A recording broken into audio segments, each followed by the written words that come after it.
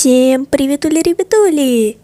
Не знаю, как вы, а я очень сильно хочу завести свой YouTube канал и снимать на него всякие разные видео, которые вам понравятся.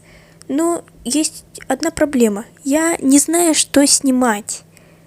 То есть я до этого пыталась, пробовала всякие там видео снимать и так далее, но они не очень сильно залетали. Там, может, 10 лайков было или меньше даже.